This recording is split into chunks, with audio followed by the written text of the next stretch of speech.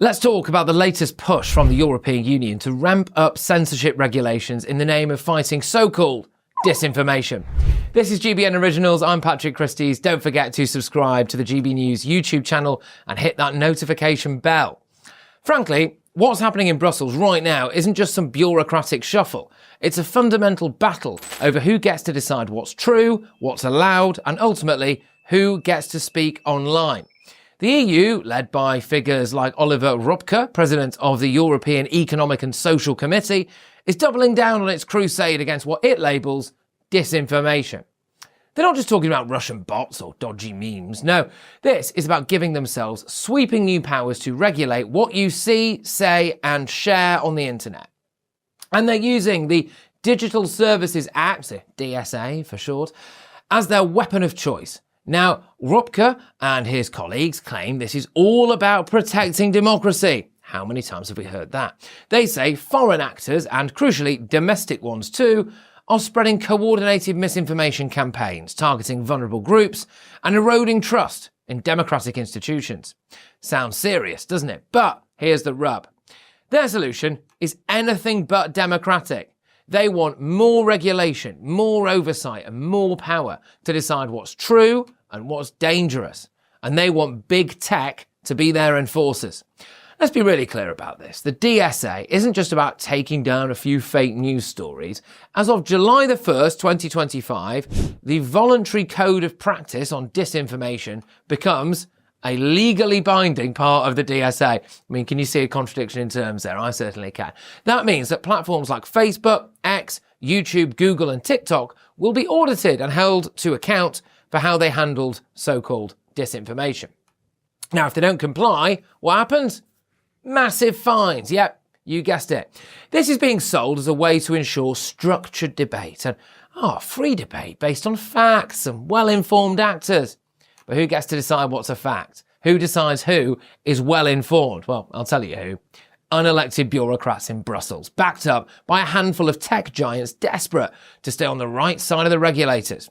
Rupke insists it's not about censoring opinions. Pull the other one, mate. If you're setting the rules for what's allowed, if you're threatening platforms with huge fines unless they toe the line, if you're demanding that AI tools be programmed to reflect your values and yours alone, what else is it but censorship? And don't think this is just about foreign meddling. No, the EU's own environment ministers are now blaming online misinformation for everything from climate policy pushback to public panic over blackouts. Well, sorry, they had every right to be panicked over the blackouts. The traffic lights went out, you couldn't get anything at the shops, the train stopped working. It was quite scary. Poland's environment minister, Paulina Henning-Kloska, said there's been a surge in targeted disinformation used for political purposes, very often by our political adversaries. Okay, so their answer? More tools, more regulation, more power for the European Commission to police online speech. Let's just pause for a second, shall we? This isn't just about stamping out these Russian trolls or stopping deep fake videos. This is about governments and supranational bodies deciding what's acceptable to say about energy, climate, gender, migration, you name it, the whole shebang. If you challenge their consensus, if you dare to ask those awkward questions, if you refuse to parrot the party line, you could be branded a threat to democracy. And once that happens, well, you're fair game for censorship, aren't you? And it doesn't stop with disinformation. The EU is rolling out its AI Act, another sweeping piece of legislation that will regulate artificial intelligence across the bloc. So from February 2025, certain AI systems, anything deemed, manipulative or deceptive or whatever, so they've been banned outright. They're banned. By August, new rules for general purpose AI models like ChatGPT come into force. What's their stated aim? To ensure AI serves ethical, not merely commercial goals. But again, who decides these ethics? It wasn't so long ago that you weren't allowed to call illegal migrants illegal. In fact, some people still don't want you to. They should be called irregular or dreamers if you're in the Democrats' party in America. Who draws the line between helpful and harmful AI? Let's not kid ourselves. These rules will be interpreted and enforced by the same people who think that misinformation simply means you disagree with their policies. If your AI tool helps people question climate orthodoxy or exposes flaws in government policy or, heaven forbid, lets ordinary citizens organise against the establishment, how long before it's labelled dangerous and they just shut it down? And here's the kicker. Ropke, our old mate, wants Europe to build its own digital giants tech companies that are aligned with European regulatory priorities. You couldn't make this up, could you? In other words, he doesn't just want to regulate big tech. He wants to create state-approved alternatives that will bake censorship and approve facts into their very DNA. Sorry, but this is just hardcore socialism, isn't it? We look at something that's working, an independent private company, and what do we have to do? Essentially, nationalise it and bring it under state control. It's mental. This is the real threat to democracy. Not a few dodgy Facebook pages run out of St. Petersburg, not some bloke in his bedroom posting memes.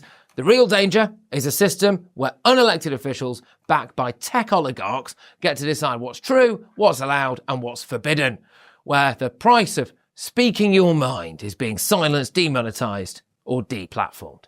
I've said it before, I'll say it again. Free speech is the cornerstone of any free society, and without it, we can't hold power to account. We can't challenge bad ideas.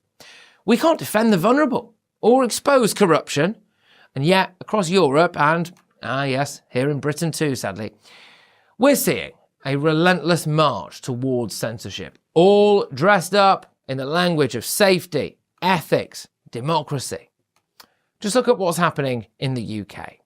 People are being arrested for so-called offensive messages or jokes, for private conversations, even if, by the way, they go on record and apologise for them afterwards. We're told it's about protecting the vulnerable, but in reality, it's about scaring the rest of us into silence. And the message is clear. Step out of line, challenge the consensus, and you could be next. Oh, and by the way, how do you like 2.5 years in prison, unable to see your wife and kids? So, what do? Well, first, I think we need to call this what it is, a gratuitous power grab. The EU's censorship regime isn't about defending democracy. It's about controlling the narrative. It's about making sure dissent is marginalised, debate is sanitised, and the public is spoon-fed only what the authorities want us to hear. Secondly, we need to demand transparency and accountability. If platforms are being forced to police speech, we need to know how those decisions are being made, who's making them, and what standards they're using, and whether or not we can overturn them if we want to. No more shadowy fact checkers or anonymous trust and safety teams. If you're going to silence people, you better be prepared to justify it in public with evidence. Thirdly, we need to defend the principle that more speech, not less, is the answer to bad ideas. If someone's wrong, well, just debate them. Tell them, you might disagree with this. Fine, great. Have that debate, have that discussion. Maybe you'll change my mind. I don't think you will, but you can have a go. If someone's lying, then expose them. But don't hand over the power to decide what's true to a handful of bureaucrats and tech CEOs. And finally, we need courage. We need lots and lots of courage. Because make no mistake, the drive for censorship is only going to get stronger. The people pushing it are well organised, they're well funded. They're literally the governments in some cases. They are certainly utterly convinced of their own righteousness. They won't stop unless we make them. So I'll leave you with this. Do you want to live in a society where truth is decided by committee, where debate is policed by algorithms, and where dissent is a crime? Or do you want to live in a society where people are free to speak, to challenge, free to be wrong, free to offend, and free to be heard? Well, the choice is ours. But if we don't stand up now, well, we may not get another chance. I'm Patrick Christys. This is GBN Originals. Please don't forget to subscribe to the GB News YouTube channel. Hey, and let's keep the debate alive while we still can.